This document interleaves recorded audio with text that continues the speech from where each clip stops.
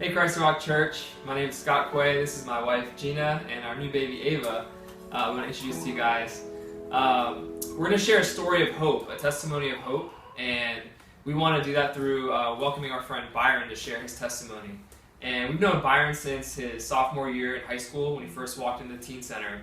All the way up until now, he's in college and serving with us in the middle school ministry. So thanks again for all your support, and we want to welcome up Byron. Hello, Wisconsin. How are you guys doing? As Scott has said, I am Byron, and I am working alongside with Scott and Gina. I am an urban youth worker here in Los Angeles. I'm 19. I'm a sophomore in college.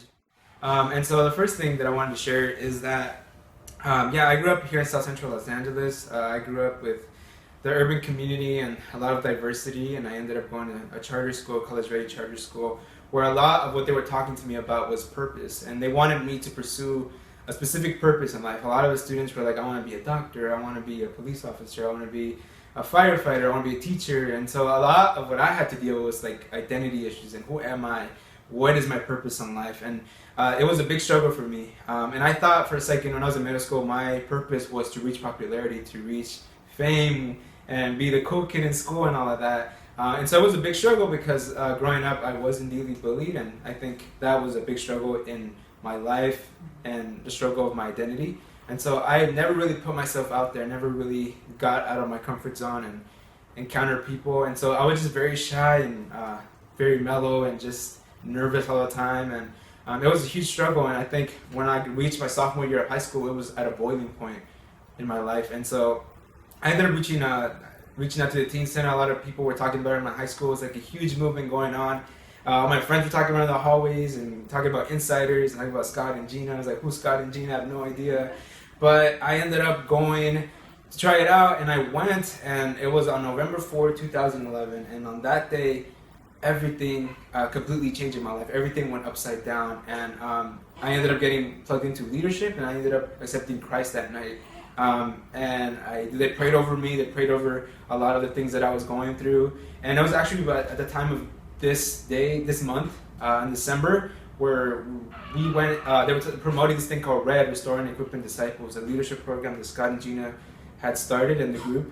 And so by January, I was plugged in really quickly into leadership, and that whole year, I was learning about, they equipped me to become a leader in my community, and I ended up, going to San Francisco on a mission trip. And then when I went there, it was actually my first mission trip, and a lot of the calling actually started coming in.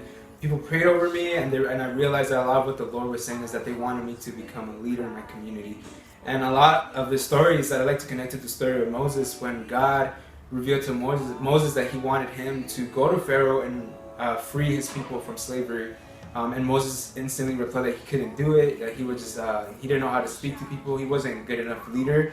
And so God kind of encouraged him to keep going and going, and he ended up becoming a great leader in the Bible. And I think that story really resonates with me, because a lot of the calling that I had was that I want you to go to your high school, and I want you to free my people from sin by sharing my gospel. And so a few months after that, Scott and Gina equipped me with my idea of starting the first Bible club in my high school. And I went in on October 30, 2012, and from that point until graduation, it was 2 years of first Christian Bible club in my school. And so many people came to Christ, so many people came to our retreats, so many people, and even teachers reached out to me and wanted to know more about my story and a lot about the journey of what it means to be a Christian and who really God is. And I think those 2 years were such a year of growth, to the point that when I transitioned into college, Scott and Gina allowed me with the opportunity to serve alongside with them with the middle school ministry. And since today, I've been serving with the middle school ministry for about a year and a half now,